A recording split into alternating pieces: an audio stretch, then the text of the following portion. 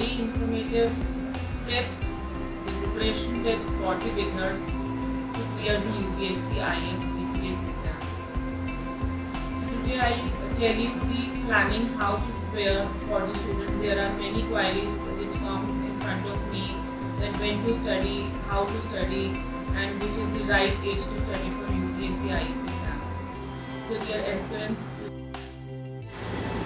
तो basically students मेरे पास आते हैं 11th-12th के बाद कि क्या ये राइट पीरियड है ज्वाइन करने के लिए, या आफ्टर ग्रेजुएशन, या कितना टाइम लगता है, क्या है। तो आज मैं आपको कुछ टिप्स और मैनेजमेंट बताऊंगी किस तरीके से हमें IAS की तैयारी करनी चाहिए। First of all it will take 2 to 4 years to study for the IAS exam. इसके बाद मैं चाहूँगी जैसे most of the time after 12th the students go for the studies in the month of June. They get free in the month of June, and after the graduation also they get free in the month of June. तो मैं आपको एक जून से planning बताती हूँ 2 years की कि how to study in a proper way. So my dear aspirants, today I'll tell you the planning of 2 years starting from the month of June. But that मैं आपको कुछ tips दूँगी जो कि एक IAS aspirants को अपने मन में रखनी चाहिए। जैसे सबसे पहले टाइम पीरियड प्लानिंग रहेगी 2 to 4 years की। 2 से 4 साल पूरे लगते हैं एक IAS की तैयारी करने के। दूसरा, as we all know UPSC is the mother of all the exam. You require the ruthless determination for the success ratio is very less. एक माइंड में अपने बात रखने की बहुत इंपॉर्टेंट है, फेलियर। इस पैटर्न में, इस पाथ में आपको फेलियर का एक सामना करना पड़ सकता है, तो उसके लिए अपने माइंड को प्रिपेयर रखें। बहुत बार अगर आप उसमें फेलियर भी हो जाते हैं तो अपने आप को डिप्रेस फील ना करें, अपने आप को आगे पढ़ने की कोशिश करें और फिर आप एकदम से आप हर एग्जाम क्लियर करें। Second is there is no space of committing mistakes. बिल्कुल मिस्टेक्स ना करें, जो एक प्लान बना है उसी फॉर्म में चलें। तो चलो चलते हैं अब हम जून के मंथ में। So in the month of June you should cover all your NCERT thoroughly.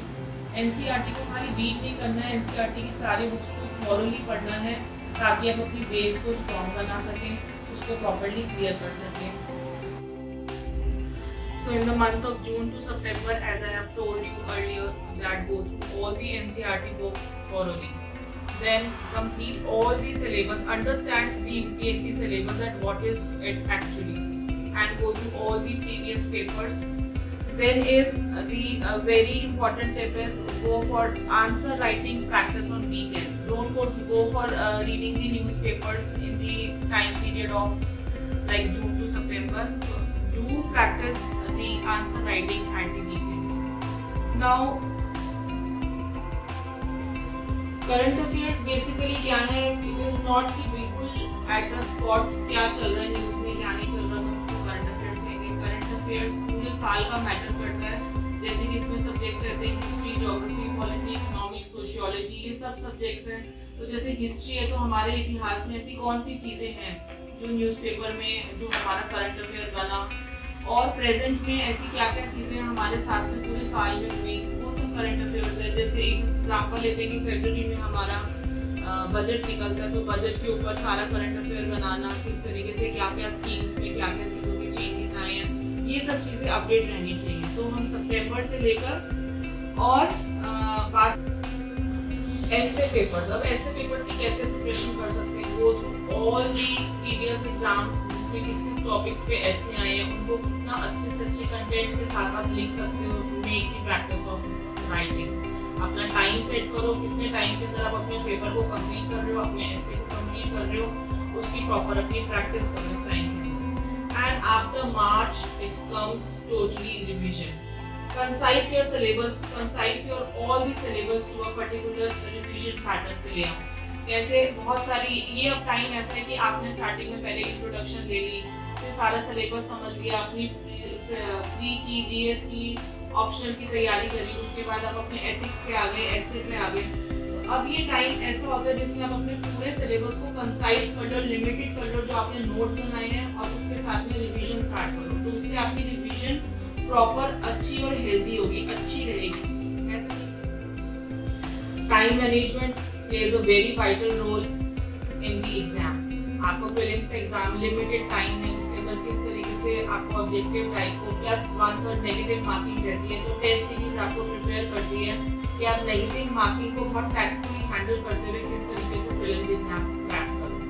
So time management के बाद में बुक ऑफ ऑब्जेक्टिव, जितनी भी बुक्स इसमें ऑब्जेक्टिव टाइप, एमसीक्यू टाइप्स, आपके क्वेश्चंस जो कि हिस्ट्री, ज्योग्राफी, पॉलिटी, सोशियोलॉजी सब सब्जेक्ट्स को कवर करते हैं, go through that. You can go for spectrum of history और लक्ष्मीकांत की बुक ले लीजिए, तो ये सब आपको हेल्प आउट करेंगे। इनको गो थ्रू करिए प्रॉपर्ली, तो इस तरीके से आप अपने प्रीलिम्स को क्रैक करिए। सो दिस इज हाउ जो जून की जर्नी चल रही है। नेक्स्ट जून आ गया, तो नेक्स्ट जून में आप प्रीलिम्स का एग्जाम देने के लिए बिल्कुल तैयार हो गए। प्रीलिम्स का एग्जाम दो और उसको क्रैक करने के बाद, प्रीलिम्स के एग्जाम को देने के बाद, don't wait for the results and start preparing for your mains exam. अब मेंस के लिए कैसे करना है? मेंस के लिए आपकी प्रॉपर टाइम मैनेजमेंट के साथ आंसर राइटिंग की प्रैक्टिस प्रॉपर होनी चाहिए। आप अच्छे से क्वेश्चंस को इस तरीके से स्पीड बनाओ, जैसे 3 घंटे का पेपर होता है, तो आप इस तरीके से स्पीड बनाओ कि 1 घंटे के अंदर आपको 7 क्वेश्चंस कंप्लीट करने हैं। अपनी इस तरीके से प्रैक्टिस करो। आंसर राइटिंग से प्रैक्टिस क्या रहती है कि आप जब आपके पास पेपर में क्वेश्चन आता है, उस टाइम पे you don't have time to think and then write. If you have written a good content in your revision practice, आप एकदम से थॉरली अपने मेंस एग्जाम्स में टाइम मैनेजमेंट के साथ अपने पेपर को कंप्लीट कर पाओगे। अगेन इसके साथ, जैसे मैंने बताया, टाइम मैनेजमेंट के साथ आपको आंसर्स को लिखना है। इसके साथ go for mains test series, go through all the mains test series and the previous papers को उठाओ, उनमें से जो क्वेश्चंस हैं उनको टाइम मैनेजमेंट के साथ लिखना स्टार्ट करो। इस तरीके से आप मेंस के एग्जाम को बहुत इजीली क्रैक कर पाएंगे। Once आप मेंस का एग्जाम दे दें, don't wait for the results again and start practicing for the interview.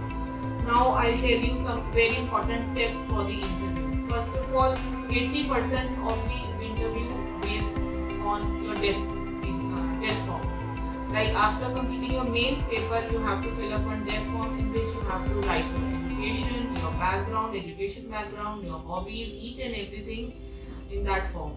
सो डेफ से 80% क्वेश्चंस इंटरव्यूअर आपसे पूछते हैं। उसके साथ में go for the mock interviews, अपनी तैयारी करें मॉक इंटरव्यूज के साथ। Wear a formal and eating your mains exam. First of all again start reading the newspaper daily so that it will improve your speaking skills. And one very important tip which I must share with you is that go for the formal clothes. Wear formal clothes and stand in front of mirror and start speaking. This will help you to have confidence in you. अगर आप mirror के सामने खड़े होकर अपने आप को express करते हैं, अपनी हॉबीज़ को, अपनी जो एजुकेशन बैकग्राउंड है, इन सब चीज़ों को एक प्रॉपर फॉर्म में बोलते हैं, तो आपको पता चलेगा कि how you are looking while speaking and it will definitely create a confidence in you. Go for the mock interviews and so dear IAS aspirants, I hope you like the information, my strategy. This is the small planning by me. I hope आप सबको वो अच्छी लगी होगी and believe अगर आप इस तरीके से टाइम मैनेजमेंट के साथ अपने 2-year प्रोग्राम को लेके चलते हैं तो definitely you will get success. और लास्ट में मैं आपको यही कहूँगी, उठो, जागो और तब तक भागो जब तक आपको मंजिल न मिले. So that's all for now. We'll come again with new current affair very soon. Bye bye.